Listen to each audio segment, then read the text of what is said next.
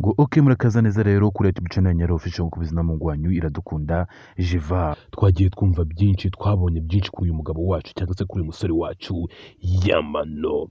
Gusa ubundi mu bantu benshi babonye iriya video cyangwa se mu bantu babashe kumva iby'iyi nkuru neza, iriya video yari video ndende, yari video imara hafi iminota 33, iminota 33 ni iminota myinshi cyane rero.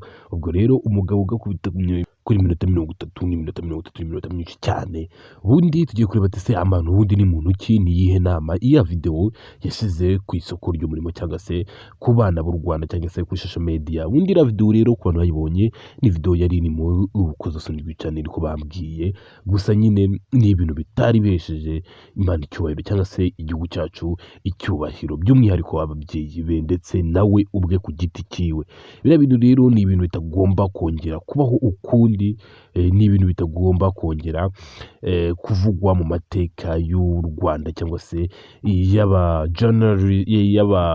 singers b'u Rwanda cyangwa se abaririmbyi b'u Rwanda, dore ko ni umwe mu bantu bafashe industry y'umuziki bakayishyira ku rwego rwo hejuru, dore ko ari niwe muntu wafashe industry y'umuziki akayishyira ku rwego rwo hasi cyane. Uyu rero nta wundi bamwita Yamano, nuko twahoze tukomeza kubivuga cyane. Ni gute Yamano rero yasize isomo cyangwa se yasize ishyano ku musozi. Yamano rero sindibwirire ninda cyangwa se sindibwirirwe ninda cyangwa se mvuga cyane ku byiriya video, nawe mwaribonye cyane abataribonye barabyumvishe bihagije cyane. Gusa uyu munsi twari tuje kureba iriya video niyo nama yasigiye abajene cyangwa se aba sister bakiri muri iyi industry ya music cyangwa se bagikundana nyine biriya bintu.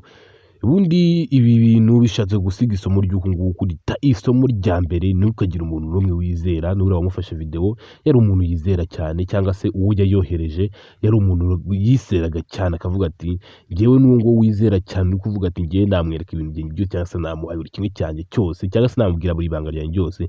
Ntabwo ari ngombwa ngo ugende wowe uvuga ibintu byose cyangwa se ngo wizere cyane. Kwizera na Yesu yaravuze ati uwizera umwana w'umuntu avumwe. Ibintu bamukoreye rero mwarabibonye cyane. Rero iyo somo rimwe ahanga, kandi irindi somo rimwe ahanga rero mwabantu ndajya mbabwira ati ibintu byose ujya ukora, ibintu byose ukora rimwe na rimwe cyangwa se wabyanga wabyemera, kimwe muri ibyo bintu kizajya hanze. Nimba ari byiza itsoke bizajya hanze, gusa nawe nimba uzi gukora n'ibintu bibi bizajya hanze, nabyo abantu babimenye, bamenye ibyawe byose. Gusa nanone rero ndabanza mbashimira abajeni b'u Rwanda, murarenze cyane nyine. Biriya ni ibintu bitakwirakwiye cyane. Tekereza ko iriya video abantu benshi bayishatse bayibuze, nishimwe rikomeye cyane. Ubu ngubu ushobora kuba nawe warayishatse warayibuze, nanjye narayishatse narayibuze, umva ko ari ibintu byiza cyane. Rero ibintu nka biriya rero ntitugatume bikwirakwira cyane cyangwa se ngo bigaragazwe ahantu henshi cyane. Ndabakurikiye n'uwo muhungu wanjye dukunda Jiva, nanjye icyo nicyo kintu nagira ngo mvuge kuri iriya video. Wibuke kugenda ukora subscribe. Ciao ciao.